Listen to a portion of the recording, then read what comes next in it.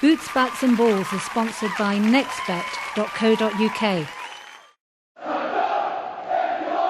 Chills Bar, Beersley, sponsors of Port Vale content on Six Sounds Radio.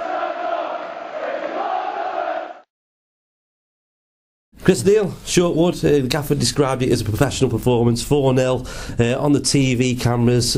Was it a bit nerve-wracking going into the game? Yeah, it was a little bit actually. I probably have to say I was more nervous about going there than I was playing a league game on Saturday, I think, because we went there with so much expectation that we were just going to roll them over.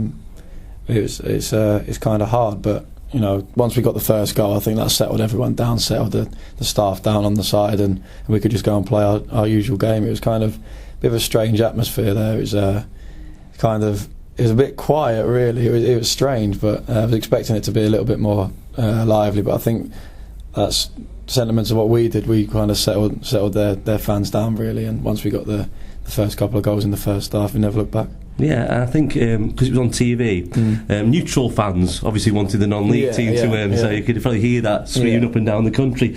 It was good to get a few different names on the score sheet for Port Vale as well, like Jennison and Chris Lyons. Yeah, definitely. It just shows what they can do. And I think kind of Geno, with his performance on Monday, has put himself in the frame for starting on Saturday. You know, it's always nice when the manager changes the teams and lads come in and do well, and Geno's done that. Shows he can do that every day in training, so he's not lacking in confidence, and obviously it's nice for Lyonsy to score as well. He's had a few assists this year, and to get himself on the score sheet was fantastic as well. Yeah, and you were tested in the first minute, weren't you, yourself? Yeah. After that I thought, oh no, I can't keep going like this, you know. That's always how they were going to start. The first kind of 15-20 minutes they were going to come out the blocks, you know.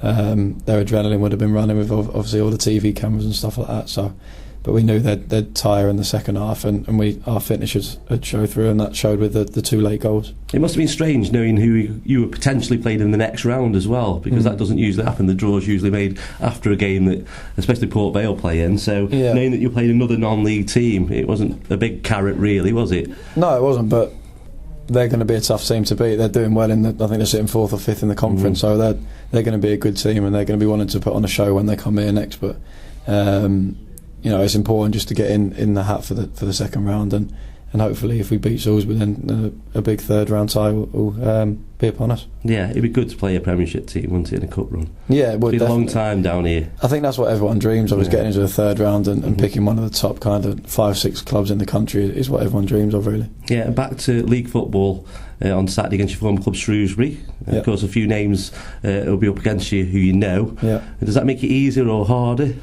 It's strange. Once you go onto the pitch, you don't really see them as your friends or anything. They're your opponents, and you want to beat them. After the game, you can have a drink and a chat and a laugh with them. But during the game, before the game, it's just as professional as it always is on a Saturday. Yeah, and of course you took them up the season after. You took Vale up, and finally meeting them again. Yeah, it's going to be strange. Yeah, it will be strange, but it's going to be nice. It's going to be nice to see all the familiar faces and that. So, but like I said, we just go out and do the professional thing like we do on a Saturday. Yeah, have you always been a keeper? When you were a young lad, were you having dreams of being an outfield player? Yeah, I was. When I played my kind of Saturday, Sunday league teams as a kid, I was a centre midfielder.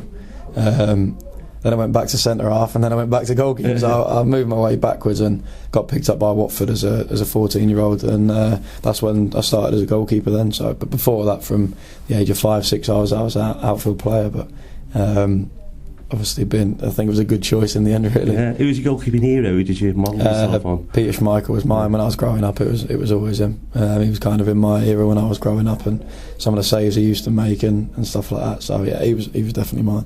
Yeah, and finally, after the Shrewsbury game, a derby of sorts, Crewe. Yeah, that'll be an interesting game for you. Yeah, it will, definitely. That's another winnable game.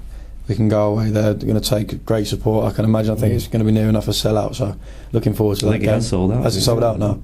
Yeah, looking forward to that game immensely, and hopefully we can pick up another 3 points there. Cheers, Chris. Thank you very much.